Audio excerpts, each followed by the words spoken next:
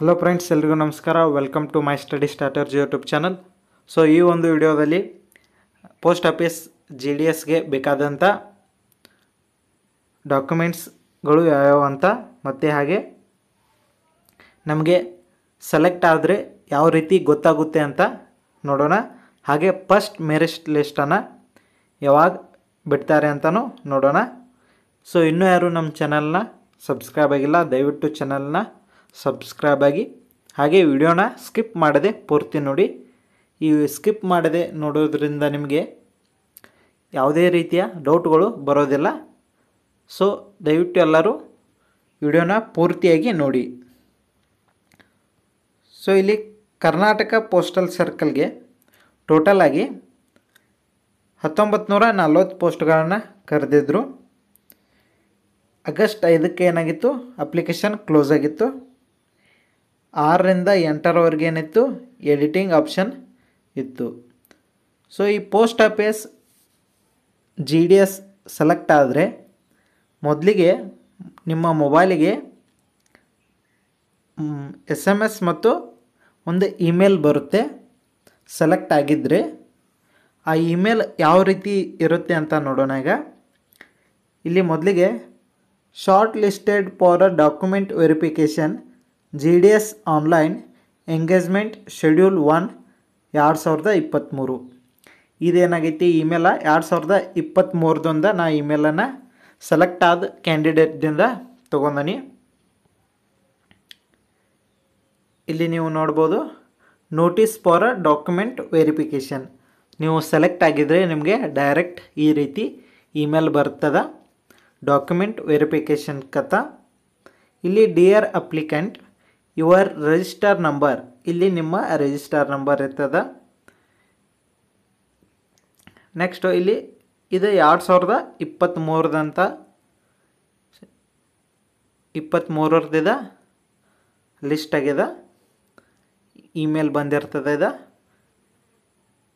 So ಇಲ್ಲಿ you are required to attend the document verification with SP Chikkodi division.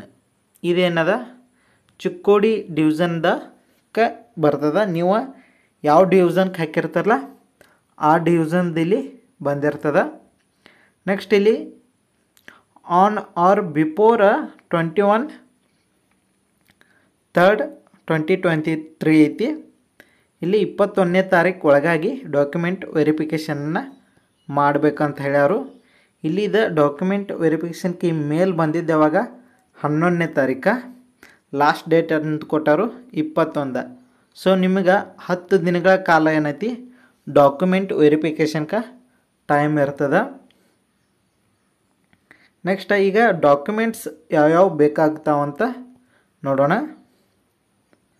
So ಇಲ್ಲಿ ಮೊದಲಿಗೆ original marksheet, ನಿಮ್ಮ 10ನೇಂತೇದ SSLC ಒರಿಜಿನಲ್ ಮಾರ್ಕ್ಶೀಟ್ ಬೇಕು. Next caste certificate. So caste OBC SC ST ಇವರೇನೈತಿ ಸೆಂಟ್ರಲ್ದಿಂದ caste certificate ಬರ್ತದೆ, ಅದನ್ನು ತೆಗೆಸ್ಕೋಬೇಕು. ಮೇನಾಗಿ OBC ಕ್ಯಾಂಡಿಡೇಟ್ ಏನೈತಿ ಸೆಂಟ್ರಲ್ದ OBC ಸರ್ಟಿಫಿಕೇಟ್, ಅದರ್ ಬ್ಯಾಕ್ವರ್ಡ್ ಕ್ಲಾಸಸ್ದ ಸರ್ಟಿಫಿಕೇಟನ್ನು ತೆಗೆಸ್ಕೋಬೇಕು. ಇದನ್ನು ತೆಗ್ಸೋಕ್ಕಿಲ್ಲ ಅಂದರೂ 15ರಿಂದ 20 ದಿನ ಬೇಕಾಗ್ತದೆ. ಸೊ ಯಾರು ಸೆಲೆಕ್ಟ್ ಆಗತೈತಿ ಅನ್ನೋರು ಗೊತ್ತಿದ್ರೆ ನಿಮ್ಗೆ ಒಂದು ನಂಬಿಕೆ ಇದ್ದರೆ ನೀವು ಈಗಲೇ ಈ ಸರ್ಟಿಫಿಕೇಟನ್ನು ತೆಗೆಸಿಟ್ಕೋರಿ. Next original PWD certificate. So handicapped ಇದ್ದವ್ರ ಅವರು ಈ ಸರ್ಟಿಫಿಕೇಟ ಒರಿಜಿನಲ್ ಬೇಕು. ನೆಕ್ಸ್ಟ್ ಟ್ರಾನ್ಸ್ಜೆಂಡರ್ ಇದ್ರೂ ಅವರ ಸರ್ಟಿಫಿಕೇಟ ಬೇಕು. Original date of birth certificate. So ಇಲ್ಲಿ ಡೇಟ್ ಆಫ್ ಬರ್ತ್ ಪ್ರೂಫ್ ಕೇಳ್ಯಾರು, ಇಲ್ಲಿ ನಮ್ಮದು ಆಧಾರ್ ಕಾರ್ಡ್ ಇದ್ದರೆ ಸಾಕು. Next medical certificate. ಸೊ ನಿಮ್ಮ ಊರಿನಲ್ಲಿ ಇರುವಂಥ ಅಥವಾ ಬೇರೆ ಊರದಲ್ಲಿ ಯಾವಾರ್ದು ಒಂದು ಊರದಲ್ಲಿ ಏನೈತಿ ಗೌರ್ಮೆಂಟ್ ಹಾಸ್ಪಿಟಲ್ದಲ್ಲಿ ಹೋಗಿ ನೀವು ಈ ಮೆಡಿಕಲ್ ಸರ್ಟಿಫಿಕೇಟನ್ನು ತೆಗ್ಸ್ಕೊಂಬರ್ಬೋದು. ಈ ಜೆರಾಕ್ಸ್ ಸೆಂಟರ್ ಒಳಗೆ ಮೆಡಿಕಲ್ ಸರ್ಟಿಫಿಕೇಟ್ಗೆ ಒಂದು ಫಾರ್ಮ್ ಕೊಡ್ತಾರೋ, ಆ ಫಾರ್ಮನ್ನು ನೀವು ತೆಗೆದುಕೊಂಡು ಹೋಗಿ ಗೌರ್ಮೆಂಟ್ ಹಾಸ್ಪಿಟಲ್ಗೆ ಹೋಗಿ ಅವರು ಈ ಸರ್ಟಿಫಿಕೇಟನ್ನು ತುಂಬಿಕೊಡ್ರಿ ಅಂತ ಹೇಳಿ, ನಿಮ್ಮನ್ನು ಯಾವುದೇ ರೋಗ ಇಲ್ಲ ಅಂಥೇಳಿ ಚೆಕ್ ಮಾಡಿ ಈ ಸರ್ಟಿಫಿಕೇಟನ್ನು ಕೊಡ್ತಾರೋ. ಇದು ಕಂಪಲ್ಸರಿ ಐತಿ, ಇದನ್ನ ತೆಗ್ಸ್ಕೊಂಬರಬೇಕು, ನೆಗ್ಲೆಕ್ಟ್ ಮಾಡೋ ಹಾಗಿಲ್ಲ. ನೆಕ್ಸ್ಟ್ ಇಷ್ಟು ಸರ್ಟಿಫಿಕೇಟ ಬೇಕು. ಇದರೊಂದಿಗೆ ಏನೈತಿ 2023ದಾಗ 10th LC ಕೇಳಿರು. ಸೊ ಇದೊಂದು ನಿಮ್ಮ ಹತ್ರ ಇದ್ರೆ ಒಳ್ಳೆಯದು. ಇದನ್ನು ಈ ಚಿಕ್ಕೋಡಿ ಡಿವಿಷನ್ಗೆ ಹಾಕಿದ ಹುಡುಗನ ಹೇಳ್ಯಾನು LCನೂ ಬೇಕಂತ. ಸೊ ನೀವು ಇದನ್ನು 10th LCನ ತೆಗ್ಸ್ಕೊಂಡಿಟ್ಟಿದ್ರೆ ಒಳ್ಳೆಯದಾಗುತ್ತೆ.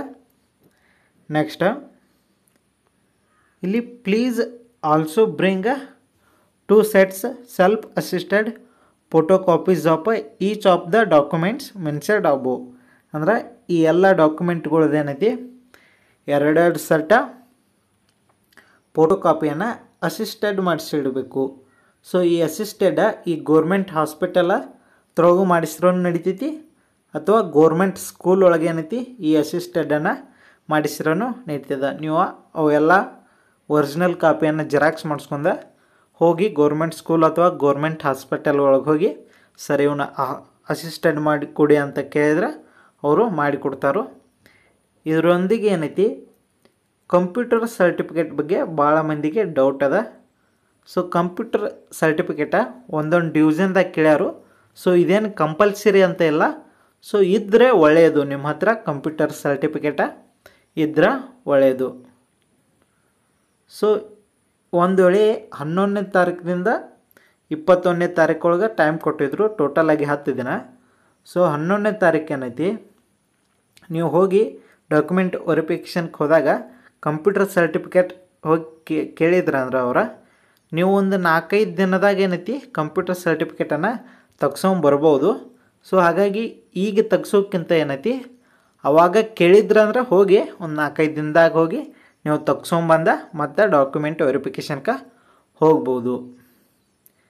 ಇಲ್ಲಿ next if you do not turn up for a document verification within a prescribed time your candidature may be rejected ಅಂದರು.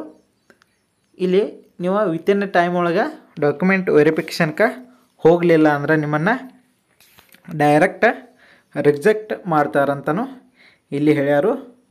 So with regards department of posts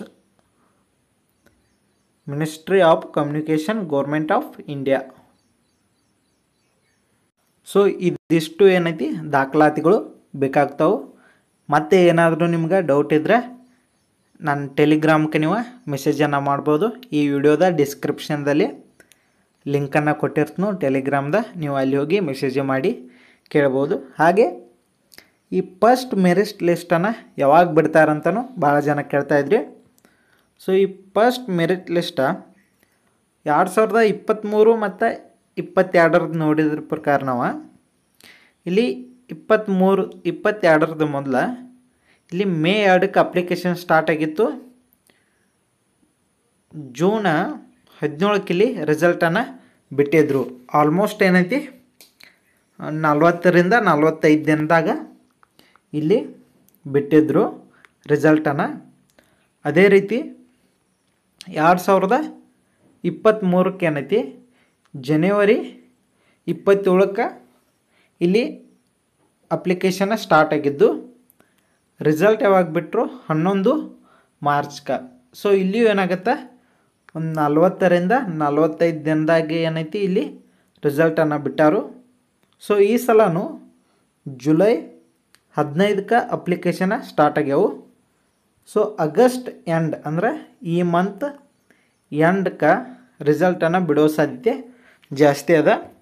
so result ಬಿಟ್ರೆ ಅಂದ್ರೆ ನೀವು ಸೆಲೆಕ್ಟ್ ಆಗಿದ್ರೆ ನಿಮ್ಗೆ ಮೆಸೇಜ ಮತ್ತು ಮೇಲ ಎರಡೂ ಕೂಡ ನಿಮ್ಮ ಅಪ್ಲಿಕೇಶನ್ದಲ್ಲಿ ಹಾಕಿದಂಥ ಮೊಬೈಲ್ ನಂಬರ್ಗೆ ಮತ್ತು ಇಮೇಲ್ ID-ಗೆ ಮೆಸೇಜ್ ಅಂತರೂ ಬರ್ತದೆ. ಸೊ ಇದಿಷ್ಟು ಏನಾಗಿರ್ತದೆ ಪೋಸ್ಟ್ ಆಫೀಸ್ ಡಾಕ್ಯುಮೆಂಟ್ ವೆರಿಫಿಕೇಷನ್ದಾಗಿರ್ತದೆ. ಸೊ ಇನ್ನೂ ಯಾರು ನಮ್ಮ ಚಾನಲ್ನ ಸಬ್ಸ್ಕ್ರೈಬ್ ಆಗಿಲ್ಲ, ದಯವಿಟ್ಟು ಚಾನಲ್ನ ಸಬ್ಸ್ಕ್ರೈಬ್ ಆಗಿ. ಇದೇ ರೀತಿಯ ವಿಡಿಯೋಗಳು ಕಂಟಿನ್ಯೂ ಬರ್ತಾ ಇರ್ತವೆ, ನಿಮ್ಗೆ ಹೆಲ್ಪ್ಫುಲ್ ಆಗುವಂಥ ಈ ವಿಡಿಯೋಗಳು ಆಗಿರ್ತವೆ. So thank you so much.